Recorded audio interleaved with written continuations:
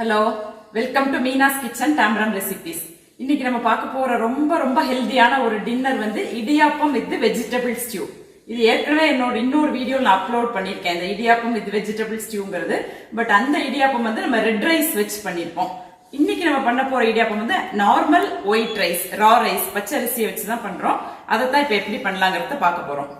இன்னைக்கு நம்ம இடியாப்பம் வச்சு ஸ்டியூ பண்ண போறோம். அதுக்கு முதல்ல ஸ்டவ் பற்ற வச்சு நான் வாட்டர் வச்சுருக்கேன். வாட்டர் வந்து 2 டம்ளர் எடுத்துட்டு இருக்கேன். இதுல வாட்டர் பாயில் ஆகிட்டு இருக்கட்டும். அதுக்கு நம்ம மாவுல என்னென்னலாம் மிக்ஸ் பண்ணிக்கணுங்கிறத பார்த்துடலாம்.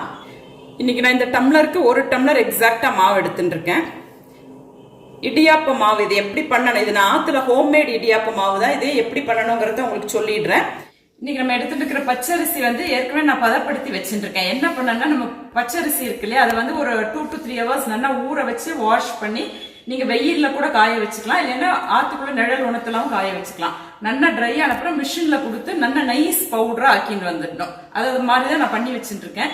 இதுல இன்னொன்னு என்ன பண்ணணும் எக்ஸ்ட்ராவா அப்படின்னா, லேசா அந்த மாவை வந்து நம்ம இடியாப்பம் பண்றதுக்கு முன்னாடி வெதிப்பி வச்சுடணும். நம்ம மிஷின்ல இருந்து திருச்சின்னு வந்த மாவை கொஞ்சம் நல்லா ஹீட் பண்ணி வெதிப்பி வச்சுட்டோம்னா நம்ம இடியாப்பம் பண்ணும்போது புழியும் போது நமக்கு வந்து ரொம்ப ஈஸியா இருக்கும். ஈஸியா விழுந்துடும் அந்த இடியாப்பம் வந்து. இல்ல அப்படின்னாக்கா ரொம்ப நம்ம ஸ்டிக்கியா இருக்கும். மாவு வந்து பச்சரிசியில எப்பவுமே ஒரு பசை இருக்கும் இல்லையா, ஸோ ஸ்டிக்கியா இருக்கிறதுனால நம்ம புழியும் போது டைட் ஆகும் மாவு வந்து. ஸோ எப்பவுமே இடியாப்ப மாவு பண்றதுக்கு நம்ம மிஷின்ல திரிச்ச உடனே நல்லா மாவை வெதிப்பி வச்சுட்டணும். இன்னைக்கு நான் அதைத்தான் பண்ணி வச்சுட்டு இருக்கேன். அந்த மாவை வச்சுதான் இப்ப நம்ம பண்ணிட்டு இருக்கோம். அதே மெஷர்மெண்ட்ல 2 டம்ளர் வாட்டர் எடுத்து பாயில் பண்ண வச்சுட்டு இருக்கேன். பட் எக்ஸாக்டா 2 டம்ளர் நமக்கு தேவைப்படாது. மேக்ஸிமம் 1.5 டம்ளர் தான் வேண்டி இருக்கும். பட் எக்ஸஸாவே நம்ம வச்சுட்டு இருக்கோம். இப்ப மாவுல வந்து சால்ட் கொஞ்சம் ஆட் பண்ணிட்டுலாம் டேஸ்ட்டுக்கு. நெக்ஸ்ட் கோகனட் ஆயில் வந்து ஒரு ஸ்பூன் ஆட் பண்ணிக்கிறேன். இந்த கோகனட் ஆயில் ஆட் பண்ணிக்கிறதுனால நமக்கு இடியாப்பம் பண்ண தனித்தனியா வரும், ஒட்டிக்காம வரும். அதுக்காக தான் இதை ஆட் பண்ணிக்கிறது. இந்த சால்ட் கோகனட் ஆயிலும் நல்லா மிக்ஸ் ஆகிற மாதிரி மாவை வந்து நல்லா கலந்து விட்டுடலாம். ஆக்சுவலி நீங்க சால்ட் வந்து வாட்டர்ல கூட போட்டுக்கலாம். வாட்டர் நம்ம பாயில் பண்றோம் இல்லையா, அதுலயே கூட சால்ட்டை போட்டுக்கலாம். அதுவும் நல்லா ஈவனா மிக்ஸ் ஆயிடும் நம்ம மாவை வந்து பிசையும் போது. இப்ப வாட்டர் வந்து இந்த அளவுக்கு பாயில் ஆயிருக்கணும். அப்பதான் நம்ம இடியாப்ப மாவு பிசையறதுக்கு வந்து எக்ஸாக்டா இருக்கும். மாவு நல்லா கரெக்டான பதத்திலையும் வரும். ஸோ இப்போ நம்ம ஸ்டவ் ஆஃப் பண்ணிட்டேன். இந்த பாயில்டு வாட்டர் வந்து நம்ம கொஞ்சம் கொஞ்சமா இந்த மாவுல விட்டு மிக்ஸ் பண்ணிக்கலாம். நம்ம கொஞ்சமா தான் ஆட் பண்ணிக்கணும். முதல்ல 1 டம்ளர் ஆட் பண்ணிக்கலாம், அப்புறம் பார்த்துட்டு விட்டுக்கலாம். மேக்ஸிமம் 1.5 டம்ளர்ஸ் விட்டாலே மாவு வந்து நமக்கு கரெக்டா இருக்கும் பிசையறதுக்கு. நம்ம 2 டம்ளர் வச்சிருக்கோம். ரொம்ப பழைய பச்சரிசியை நம்ம வந்து இடியாப்பம் பண்ணினோம்னா வாட்டர் வந்து கொஞ்சம் எக்ஸஸா கன்சியூம் ஆகும். 2 டம்ளரே கன்சியூம் ஆயிடும். அப்படி புது அரிசி மாவா இருந்ததுன்னா 1.5 டம்ளர் தான் கன்சியூம் ஆகும். ஸோ நம்ம சேஃபர் சைடுக்கு நம்ம 2 டம்ளர் வச்சுட்டு இருக்கோம். இது ஆக்சுவல் நான் வச்சுட்டு இருக்கிறது இன்னைக்கு வந்து பழைய அரிசி மாவு தான், பச்சரிசி மாவு தான் இது. ஸோ மேபி 1.5 டம்ளர் கூடவே நான் விட்டுட்டேன். இதுல நம்ம ஸ்பூனை வச்சுதான் இதை மிக்ஸ் பண்ண முடியும். ரொம்ப ஹாட்டா இருக்கு இல்லையா வாட்டர், ஸோ கையால இதை மிக்ஸ் பண்ண முடியாது. ஸோ முதல்ல ஸ்பூனால நல்லா மிக்ஸ் பண்ணி விட்டுலாம் மாவை. ஆல்மோஸ்ட் நம்ம வச்சுட்டு 2 டம்ளருமே நான் கிட்டத்தட்ட விட்டுட்டேன். தண்ணி இல்லை இதில், ஆல்மோஸ்ட் காலி ஆயிடுது பாத்திரத்தில். ஸோ இந்த பச்சரிசி பழைய பச்சரிசி மாவுங்கிறதுனால 2 டம்ளரே இது ஏற்றுக்கிறது. அதனால எப்போவுமே சேஃபர் சைடுக்கு நம்ம 2 டம்ளர்ஸ் பாயில் பண்ணிக்கலாம். 1 டம்ளர் அரிசி எடுத்துனோன்னா 2 டம்ளர் பாயில் பண்ணி வச்சுக்கலாம். வேணும்னா விட்டுக்கலாம், இல்லைன்னா அதை அப்படியே வச்சுட்டோம். நம்ம இடியாப்ப மாவு ரெடி பண்ணிட்டோம். இப்போ உழக்குங்கிறது நமக்கு தெரியும். இந்த மாதிரி நம்ம ஓமப்பொடி பண்ணுவோம் இல்லையா, அந்த மாதிரி சொப்புல தான் இந்த மாதிரி பிளேட் போட்டுருக்கேன். இதுல தான் இப்போ நம்ம இடியாப்பம் புழிய போறோம். ஸோ இதுக்குள்ள நம்ம மாவை வந்து ஸ்டஃப் பண்ணிடலாம். கொஞ்சம் ஹாட்டாக தான் புழிய முடியும். இடியாப்பம் ரொம்ப ஆறிடுத்துன்னா இறுக்கம் கொடுத்துடும் நமக்கு.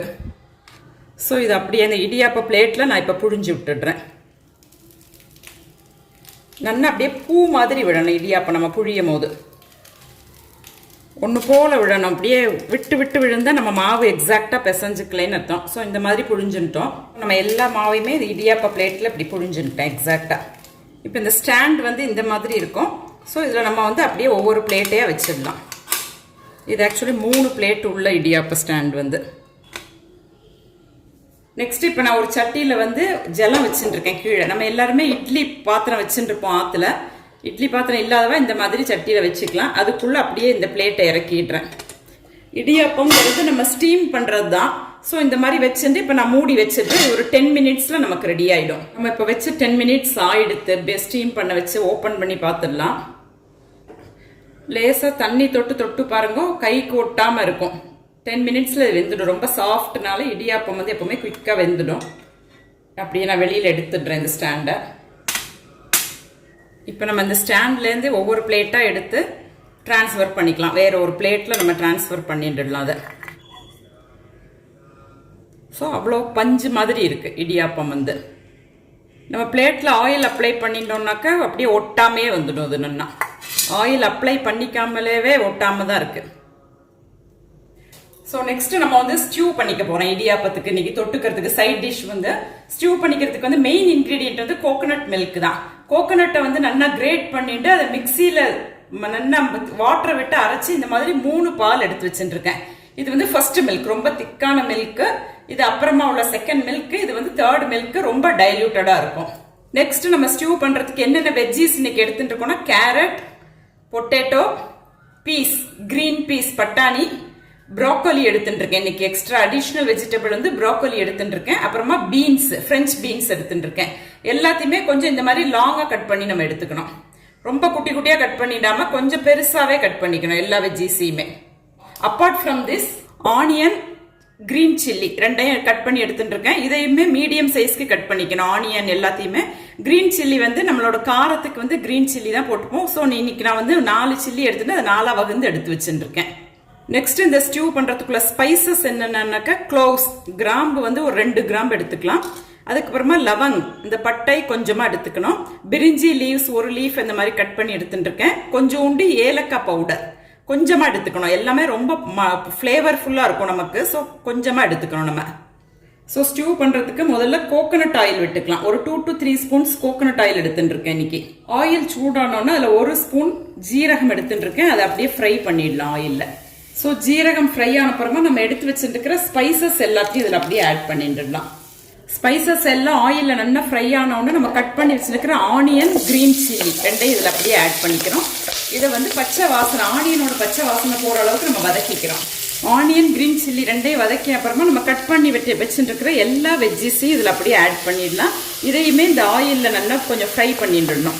அப்போதான் வெஜ்ஜீஸ் வந்து கொஞ்சம் சாஃப்டன் பண்ணி கொடுக்கும். இந்த நம்ம வதக்கிண்டு அதுக்கப்புறமா வேக வச்சோம்னா கொஞ்சம் சாஃப்டன் ஆகும். ஏன்னா கோகோனட் மில்க்ல தான் நம்ம வேக வைக்க போறோம். வாட்டர்ல வேக வைக்க மாட்டோம் இந்த வெஜ்ஜீஸ் எதையுமே.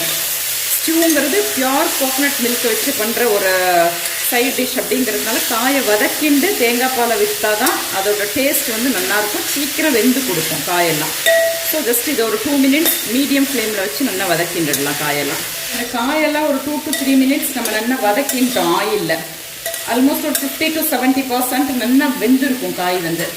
ஸோ இந்த மாதிரி ஸ்டேஜில் நம்ம எடுத்து வச்சிருக்கிற கோகோனட் மில்க் இருக்குல்ல, இது வந்து 3வது மில்க், ரொம்ப டைல்யூட்டட் மில்க். அதை ஆட் பண்ணிடலாம். இந்த கோகோனட் மில்க்ல தான் இது வந்து வேகணும், நல்லா இருக்கும். அப்போதான் டேஸ்ட், ஸ்டியூவோட டேஸ்ட் வந்து. ஸோ அந்த 3வது மில்க் நான் விட்டுட்டு இருக்கேன். இதுல நல்லா வெந்துட்டோம். அது மில்க் ஆட் பண்ணின அப்புறமா நம்ம 1 டீஸ்பூன் டர்மரிக் பவுடர் இதுல ஆட் பண்ணிக்கலாம், மஞ்சள் பொடி. Next 1 spoon pepper powder.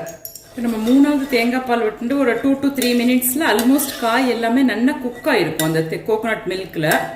So இந்த ஸ்டேஜ்ல நம்ம எடுத்து வச்சிருக்கிற 2வது மில்க்கையும் ஆட் பண்ணிடலாம் அதுல. நெக்ஸ்ட் இதுல சால்ட் வந்து டேஸ்ட்டுக்கு நம்ம ஆட் பண்ணிக்கிறோம். சால்ட் எப்பவுமே கொஞ்சம் பார்த்து போட்டுக்கணும். கோகோனட் மில்க்ல வச்சு பண்றதுனால கொஞ்சம் ஸ்வீட்டா இருந்தாதான் அந்த ஸ்டியூ வந்து ரொம்ப நல்லா இருக்கும். இப்போ நம்ம செகண்ட் கோகோனட் மில்க் விட்டு ஒரு 3 மினிட்ஸ் ஆயிருக்கும். எல்லா வெஜ்ஜீஸுமே நல்லாவே குக் ஆயிடுது. ஆல்மோஸ்ட் 100% குக் ஆயிருக்கும். இந்த ஸ்டேஜ்ல நம்ம ஸ்டவ் ஆஃப் பண்ணிடலாம். ஆஃப் பண்ணிட்டு நம்ம ஃபர்ஸ்ட் கோகோனட் மில்க் எடுத்து வச்சுருக்கோம் இல்லையா, திக்கான மில்க், அந்த திக்கான கோகோனட் மில்கை விட்டுடலாம் அப்படியே இந்த ஸ்டியூல. இந்த மில்க், இந்த திக்கான ஃபர்ஸ்ட் கோகோனட் மில்க் விட்ட அப்புறமா நீங்க ஸ்டவ் எல்லாம் ஆன் பண்ண வேண்டாம், ஆஃப் பண்ணிட்டு தான் விடணும், இல்லைன்னா நீர்த்து போன மாதிரி ஆயிடும். இப்போ நம்ம வந்து டேஸ்டியான ஸ்டியூ, வெஜிடபிள் ஸ்டியூ ரெடி பண்ணிட்டோம். எப்பவுமே ஸ்டியூ பண்ணி முடிச்ச அப்புறமா அதுல வந்து பச்சை தேங்காய் எண்ணெய் இருக்கு இல்லையா, அதை வந்து 1 to 2 ஸ்பூன்ஸ் பச்சை தேங்காய் எண்ணெய் விட்டுட்டோம்னா அதோட டேஸ்ட் வந்து ரொம்ப நல்லா இருக்கும். ஸோ இன்னைக்கு நம்ம பச்சை தேங்காய் எண்ணெய் ஒரு 2 ஸ்பூன் அதுல ஆட் பண்ணிட்டேன். ஸ்டியூ அப்படியே நான் பவுல்ல டிரான்ஸ்ஃபர் பண்ணிக்கிறேன். அப்புறமா அதில் ஒரு 2 ஆர்க் கருவேப்பிலை போட்டு கார்னிஷ் பண்ணிடலாம். நம்ம இன்னைக்கு நம்ம ஹெல்த்தியான ஒரு tiffin item idiyappam, rice idiyappam with stew ready பண்ணிட்டோம், வெஜிடபிள் ஸ்டியூ. காம்பினேஷன் வந்து பெஸ்ட் காம்பினேஷன். இது ரொம்ப சாஃப்டா இருக்கும், தொட்டு பார்த்தேன்னா தெரியும், அவ்வளோ சாஃப்ட், பஞ்சு மாதிரி இருக்கு பாருங்க. அது வந்து இடியாப்பம். இந்த வெஜிடபிள் ஸ்டியூல இன்னைக்கு நான் எக்ஸ்ட்ராவா ப்ரோக்கோலி ஆட் பண்ணிட்டு இருக்கேன். யூஸ்வலி நீங்க ப்ரோக்கோலி போட்டுக்கலாம், இல்லைனாக்கா அந்த காலிஃபிளவர் போட்டுக்கலாம். இன்னைக்கு நான் டிஃப்ரெண்டா ப்ரோக்கோலி வச்சு பண்ணிருக்கேன். இதுவும் டேஸ்ட் ரொம்ப நல்லா இருக்கும். இந்த டேஸ்டியான வெஜிடபிள் ஸ்டியூ வித் இடியாப்பம் இதை வந்து எல்லாருமே ட்ரை பண்ணி பாருங்க, பார்த்து எப்படி இருக்குங்கிறதுக்கு எனக்கு ஃபீட்பேக் கொடுங்க. தேங்க்யூ.